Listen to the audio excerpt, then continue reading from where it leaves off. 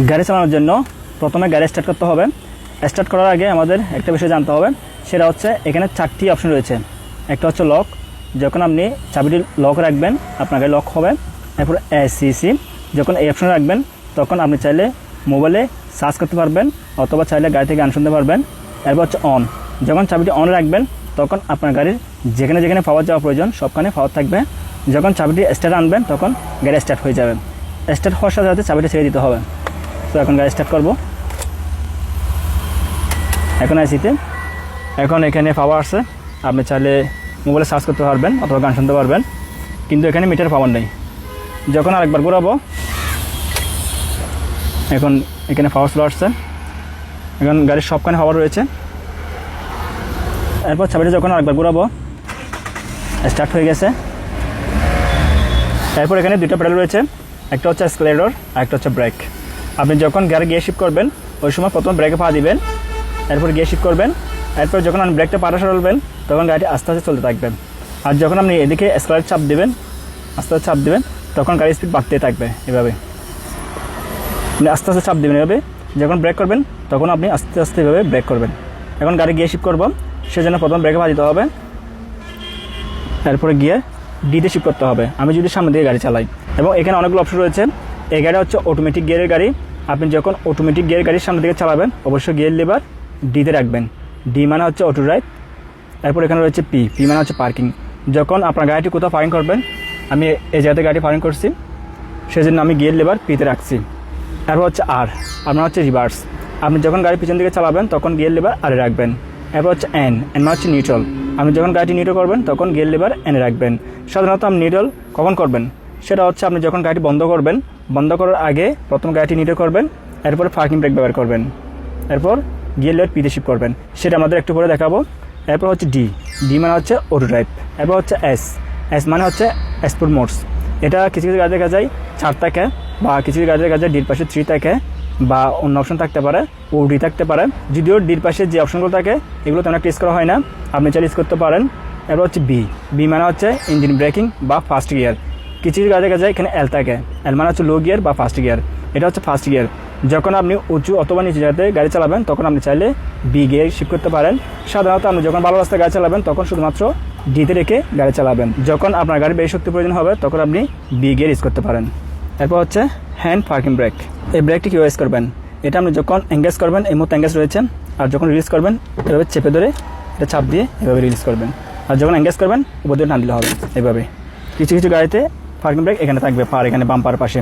এবং মিটার লক্ষ্য করুন, এখানে শুধুমাত্র একটি ওয়ার্নিং ইন্ডিকেটর শো করতেছে, এটা হচ্ছে পার্কিং ব্রেকের। আমি যখন এটা রিলিজ করব তখন ইন্ডিকেটর চলে যাবে। সো প্রথম আমার যেটা করতে হবে, গাড়ি সামনের দিকে চালানোর জন্য প্রথমে ব্রেকে পা দিতে হবে। ব্রেকে পা দিলাম, এরপরে গিয়ার ডিতে শিফট করতে হবে। এখন ডিতে রয়েছে, এরপর পার্কিং ব্রেক রিলিজ করতে হবে এভাবে। এবং মিটার লক্ষ্য করুন কোনো কিছু করতেছে না। এরপর ব্রেক থেকে পাটি আস্তে আস্তে সরাতে হবে, একেবারে না, আস্তে আস্তে হবে। লক্ষ্য করুন গাড়িটি আস্তে আস্তে চলতেছে। আমি ব্রেক থেকে পাটা সরে ফেলছি, এখন স্ক্রাচ চাপ দিই না, আস্তে আস্তে চলতেছে অটোমেটিক। যখন স্পিডে চালাবো স্ক্রাচ চাপ দেবো এভাবে। আমি চাপ দিচ্ছি, আমি এখানে ব্রেক করবো, লক্ষ্য করুন আস্তে আস্তে ব্রেকে চাপ দিচ্ছি, ব্রেক, গাড়ি থেমে গেছে। এখন আমি গাড়িটি পিছন দিকে চালাবো। পিছনে চালানোর জন্য যেটা করতে হবে, এখন ব্রেকে পা দিয়ে আছি, এরপরে গিয়ার আরও শিফট করতে হবে, নিউট্রাল আর এভাবে। এরপর ব্রেক থেকে যখনই পাটি সরে ফেলবো আস্তে আস্তে সরাতে হবে এভাবে। গাড়ি চলতেছে, তো একদম স্লো নিতে চাইলে হালকা ব্রেকে আমি একটু একটু করে নিব পিছনে। আপনারা যারা নতুন গাড়ি চালাবেন অবশ্যই হালকা ব্রেকে গাড়িটি পিছন দিকে নেবেন। এখন আস্তে আস্তে যাচ্ছে এভাবে। যদি আপনি স্পিডে পিছনে নিতে চান তাহলে আপনি এদিকে স্ক্রাচ ছাপ দিলে অনেক স্পিডে পিছনে যাবে। লক্ষ্য করুন, আমি আবার ব্রেক করলাম। আর যখন গাড়িটি এখানে পার্কিং করব তখন আমার যেটা করতে হবে, গাড়িটি নিউট্রাল করতে হবে। নিউট্রাল করার পর আমি কিন্তু এখনও ব্রেকে পা দিয়ে আছি। যদি জায়গাটি সমতল হয় তাহলে ব্রেক থেকে পা সরে ফেলবেন। এই জায়গাটি সমতল, আমি ব্রেক থেকে পা সরে ফেলতেছি। গাড়ির সামনে যাচ্ছে না, পিছিয়ে যাচ্ছে না, যেহেতু সমতল। এরপর আবার ব্রেকে পা দিতে হবে, ব্রেকে পা দিলাম, এরপর পার্কিং ব্রেক, এরপর গিয়ার পি। যদি আপনি উঁচু নিচু জায়গাতে গাড়ি পার্কিং করেন তখন যেটা করবেন আমি দেখাচ্ছি। মনে করেন এটা উঁচু নিচু জায়গা, এই মুহূর্তে আমি ব্রেকে পা দিয়ে আসি, তখন আমরা যেটা করতে হবে নিউট্রাল, ব্রেক থেকে পা তুলবেন না, পার্কিং ব্রেক, এরপরে পি, এভাবে এভাবে উঁচু নিচু জায়গাতে গাড়ি পার্কিং করবেন, এরপর গাড়ি স্টার্ট বন্ধ করে দেবেন। স্টার্ট বন্ধ করার জন্য যেটা করতে হবে, চাবিটা একবার করে স্টার্ট অফ হয়ে যাবে এসিস অপশনে। আর যখন লক করবেন এটা নিচে দিয়ে চাপ দিয়ে ঘোরাবেন, এইভাবে চাপ দিয়ে এভাবে ঘোরাবেন, গাড়ি লক হয়ে গেছে। এবং এখানে একটা সুইচ রয়েছে শিফট লক। কখনো যদি আপনার গাড়ি স্টার্ট না হয়, যদি গাড়ি ধাক্কা দিয়ে সরাতে হয়, গাড়ি নিউট্রাল করতে হয়, তখন আপনি এই সুইচটা চেপে ধরে গাড়ি স্টার্ট না করে খুব সহজে গিয়ার শিফট করতে পারবেন। এভাবে করুন, শিফট করা যাচ্ছে। আর এমনি যদি করতে চায় তাহলে হবে না, কারণ এই মুহূর্তে স্টার্ট বন্ধ রয়েছে। আর নিউট্রাল মানে হচ্ছে যখন গিয়ার নিউট্রাল থাকবে তখন আপনি গাড়ি ধাক্কা দিয়ে সামনে নিতে পারবেন, পিছনে নিতে পারবেন। যদি আপনি উঁচু জায়গাতে গাড়ি নিউট্রাল করেন, ওই সময় যদি ব্রেক থেকে পা সরে ফেলেন, তখন দেখা যাবে গাড়িটি পিছন দিকে যাবে। আর যখন নিচু জায়গাতে গাড়ি নিউট্রাল করবেন, ওই সময় যদি ব্রেক থেকে পা সরে ফেলেন, তখন গাড়িটি সামনের দিকে যাবে। তাই অবশ্যই উঁচু নিচু জায়গাতে গাড়ি কখনো নিউট্রাল করবেন না যদি প্রয়োজন না হয়। এখন আমি গাড়ি স্টার্ট করে আবার চালাবো। আমি কীভাবে গাড়িটি চালাচ্ছি আপনার বিষয়টা ভালো লক্ষ্য করুন। চাবি লাগালাম, একবার ঘোরালাম, দুইবার, তিনবার স্টার্ট হবে। স্টার্ট হয়ে গেছে।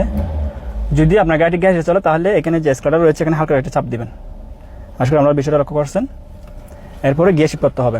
আমি গাড়িটির প্রথমে সামনের দিকে চালাবো, ডি, পার্কিং ব্রেক, রিলিজ।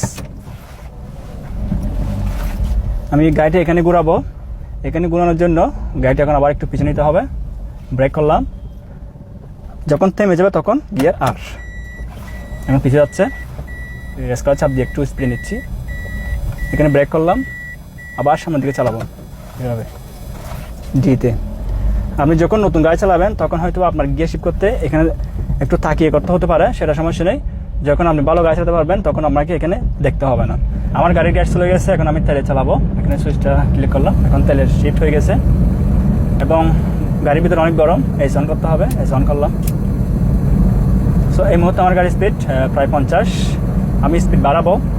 এখন আমি শুধুমাত্র স্ক্রাডার চাপ দিচ্ছি, আর কোনো কিছু করতেছি না। স্ক্রাডার চাপ দিচ্ছি, গাড়ির স্পিড বাড়তেছে। এই মুহূর্তে প্রায় 70। যখন সামনে কোনো গাড়ি থাকবে মনে হচ্ছে ও আসবে, অবশ্যই হর্ন দিবেন এভাবে। আমি একটু স্পিড কমাবো, স্ক্রাডার দিয়ে পা সরে ফেললাম, ব্রেক করতেছি এভাবে। এখন স্পিড কমে যাচ্ছে প্রায় 60। আবার স্ক্রাডার চাপ দিচ্ছি, স্পিড বাড়তেছে এভাবে। যখন অটোমেটিক গিয়ে গাড়ি চালাবেন তখন শুধুমাত্র গিয়ার লেবার ডিতে রেখে আপনি সারাদিন গাড়ি চালাতে পারবেন। সেক্ষেত্রে আপনার গিয়ারে আপনার হাত দিতে হবে না। আর যখন সামনের দিকে চালাবেন, আমি ব্রেক করলাম, ব্রেক করলে স্পিড কমে যাবে, এরপর আবার স্ক্রাডার চাপ দেবেন। এখানে গিয়ারে কোনো কাজ নেই। আর ডি মানে হচ্ছে অটো ড্রাইভ। আমি সামনে গাড়িটি ব্রেক করব। ব্রেক করার জন্য আমার যেটা করতে হবে, বাম্পারের সিগন্যাল দিয়ে দিলাম, হালকা ব্রেকে আমি যেতে গাড়ি ব্রেক করব, ব্রেক করলাম এভাবে।